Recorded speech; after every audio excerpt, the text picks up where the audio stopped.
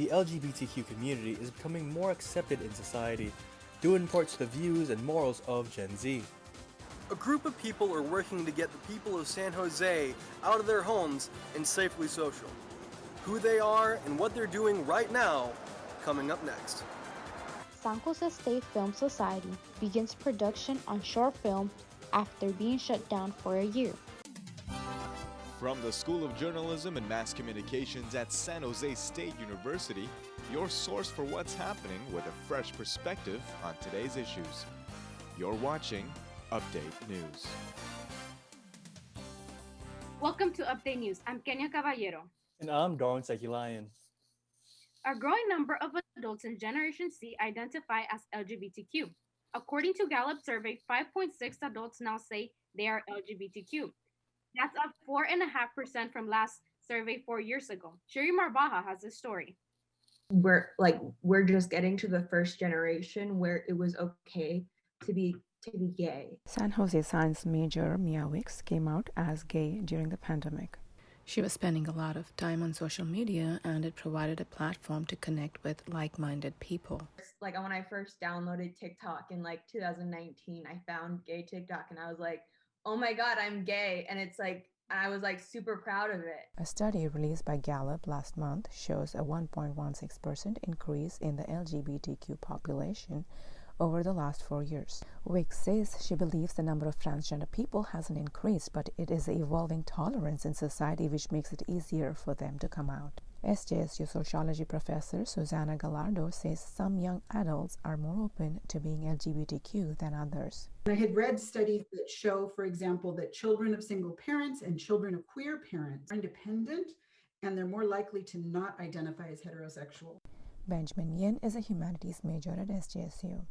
He is bisexual and says he still sees stigma from within and outside the community. I feel like the stigma is still there. We still have a ways to go.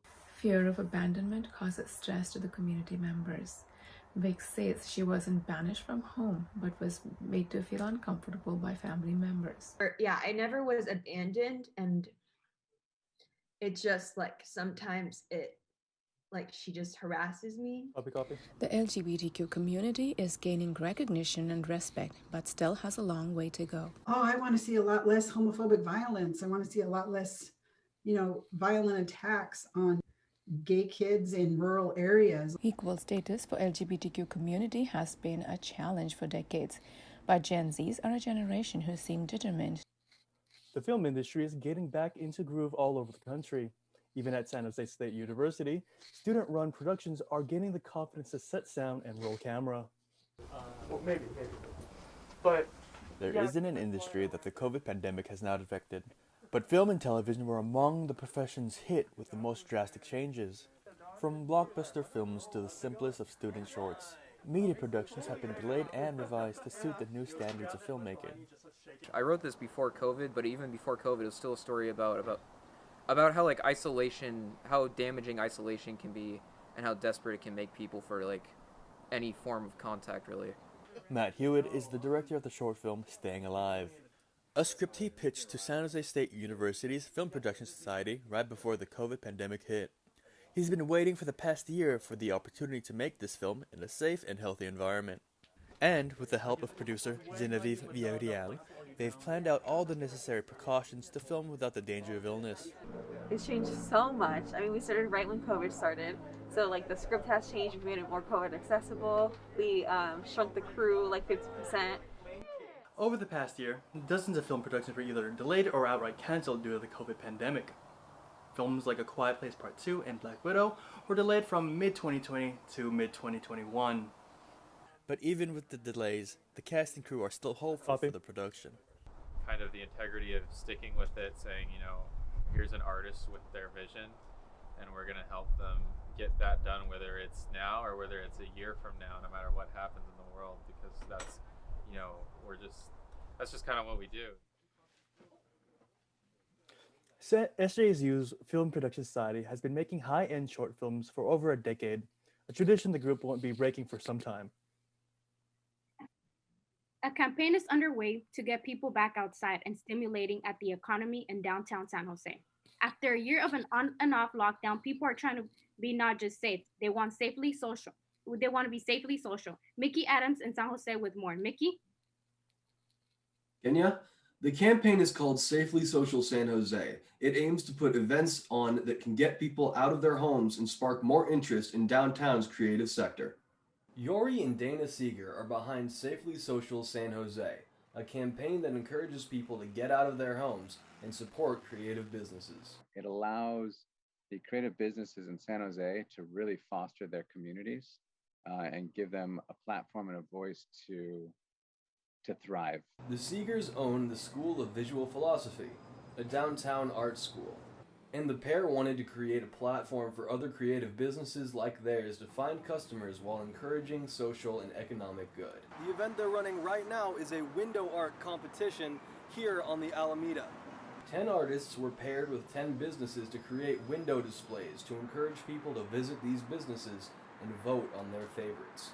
Among these businesses is Recycle Books. Owner Eric Johnson brainstormed with local artist Amy Brown to come up with a theme that would fit his used bookstore. So I figured, having a tree and a reading squirrel and some greenery would lift people's spirits a bit. This event is just the first of many for the group, with more possible events being dreamed up for when COVID restrictions fall further and more funding is available. These possibilities include a drive-in, a sculpture walk on the Alameda, and a festival for when most restrictions are lifted. Not only celebrate the fact that we can get together again and that we're, maybe some new businesses have come in or the old ones are still here, but just that we're, surviving and thriving and The Seegers have plans to continue Safely Social SJ past the coronavirus pandemic to keep the creative community going in San Jose for a long time to come. Live in San Jose, Mickey Adams, Update News. And when we come back, we'll have more news for you.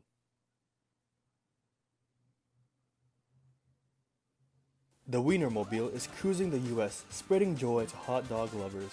Our mission is to deliver miles of smiles. If you're a movie lover and you live in the Bay Area, stay tuned because we have all the details that you need to know before you purchase your tickets. At San Jose State University, we discover who we want to be. For ourselves, for our families, for our communities. Different and unexpected. Begin here. At the heart of a transforming valley, in a city that is tough and beautiful. We are Spartans. What powers us changes our world.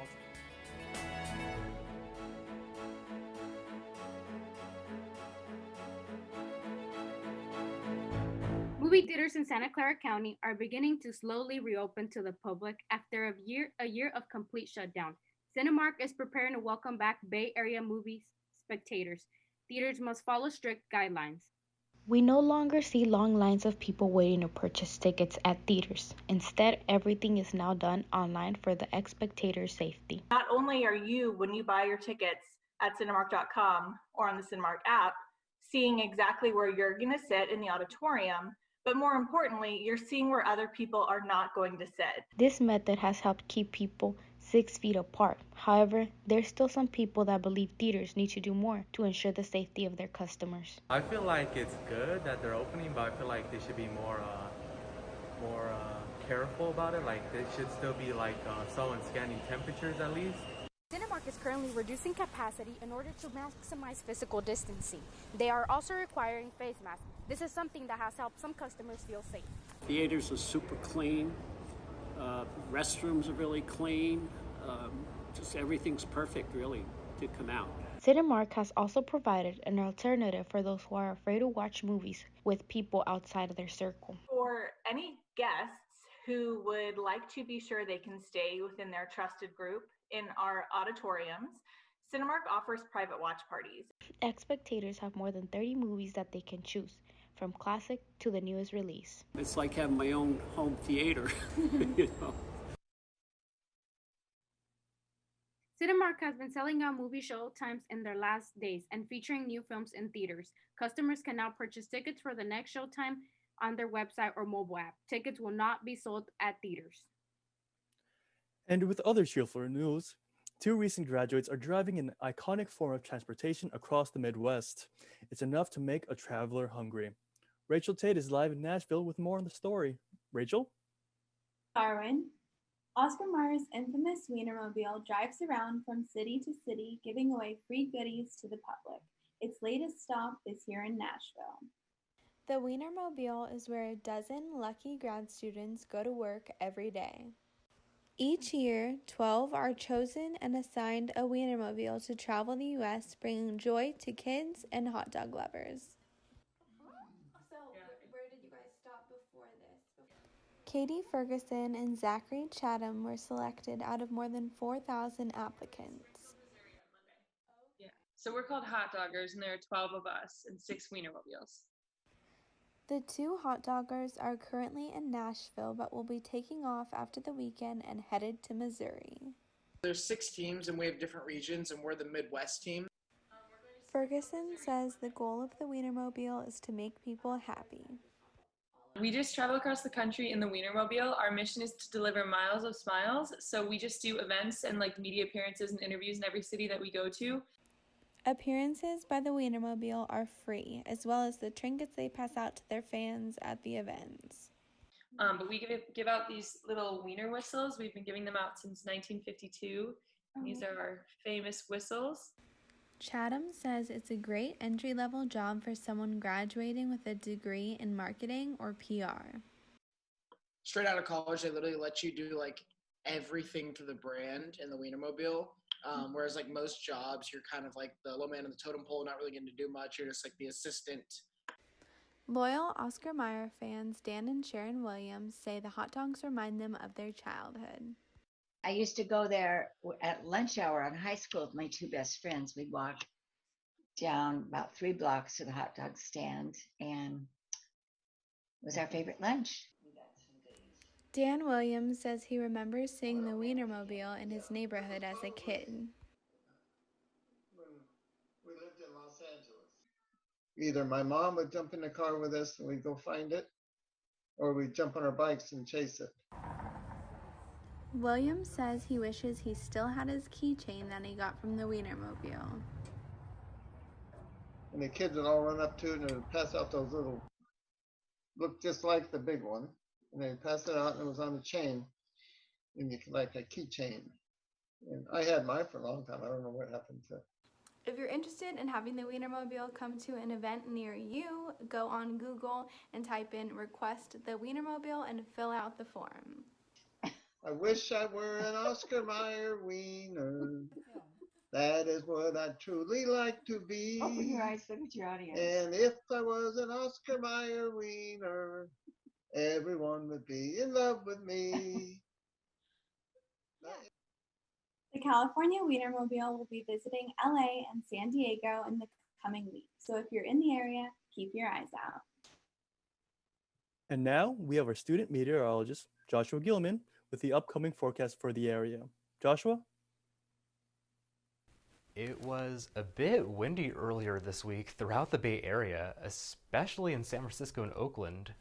We're currently approaching our windy season during this time of the year, aka during the transitional seasons, spring and autumn. But next week, it's actually looking quite calm and warm, and it's also looking like clear sunny skies across the week next week. All right, let's take a look at the 5-day forecast. First and foremost, in Santa Cruz, they're going to be seeing high temperatures in the low 70s for the first time this year, and the lows in the low to mid 40s. In San Francisco, the highs will mainly be in the mid 70s, with both Saturday and Wednesday being at 74 degrees, and the lows will be in the upper 40s. And Oakland, well, they're going to be having some nice weather with highs in the mid 70s and lows in the mid 40s. At last, in San Jose, they're definitely going to be seeing a warm up compared to the winter season. Hello, spring! They're going to be having highs in the high 70s with Sunday being 80 degrees. Wow. And the lows will be in the mid 40s, with the coldest night being on Sunday as well at 44 degrees. Alrighty, that's the weather scoop for now, and everyone enjoy this nice spring weather over the spring break. And when we come back, we'll have Ivan Garcia with sports and a look at the week ahead. A limited amount of fans are now allowed to attend the 2021 NFL Draft. That and more when Update News returns.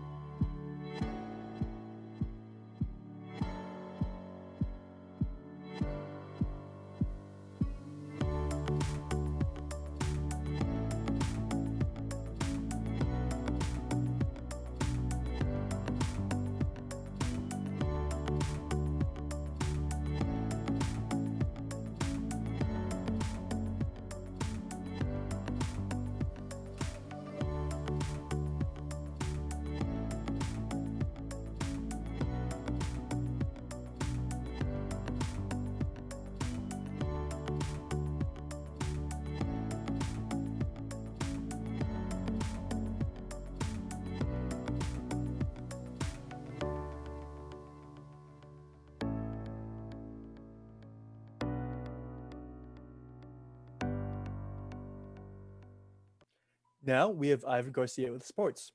Hey Ivan, how will fans be able to attend the NFL Draft?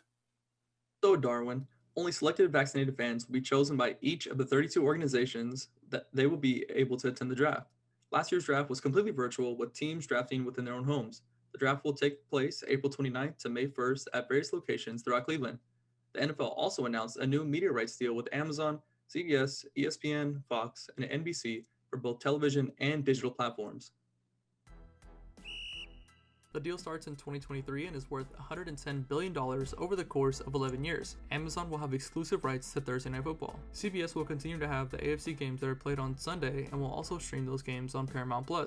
ESPN will continue to have Monday Night Football. ESPN Plus subscribers are able to stream one international game per season. Fox will continue to broadcast the NFC games that are played on Sunday and will also have those games available on their streaming service, Tubi. NBC will continue to broadcast Sunday Night Football, which will also be available on their streaming service, Peacock. With this new agreement, it also brings the flexibility to switch games for both Sunday Night and Monday Night Football. The NFL has done this in the past, more so last season, but nonetheless, this was a move for the fans who wanted a more competitive and meaningful game. The Super Bowl will rotate between these four broadcast companies.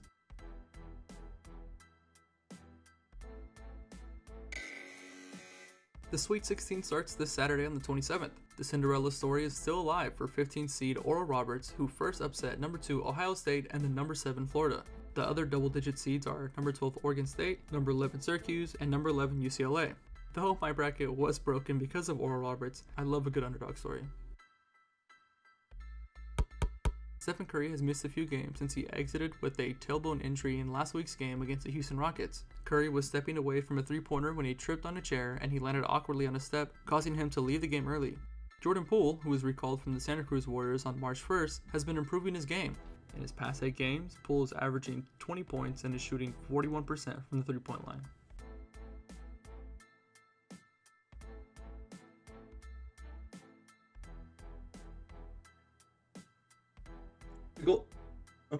The Golden State Warriors held on to Kelly Oubre Jr., but did trade away Brad Wanamaker and Marquise Chris. Wanamaker went to the Charlotte Hornets, and Chris went to the San Antonio Spurs.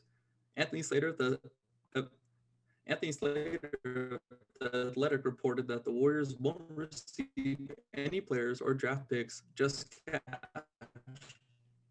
Though the Warriors do get the draft rights to Katie Lane in the deal with the Spurs.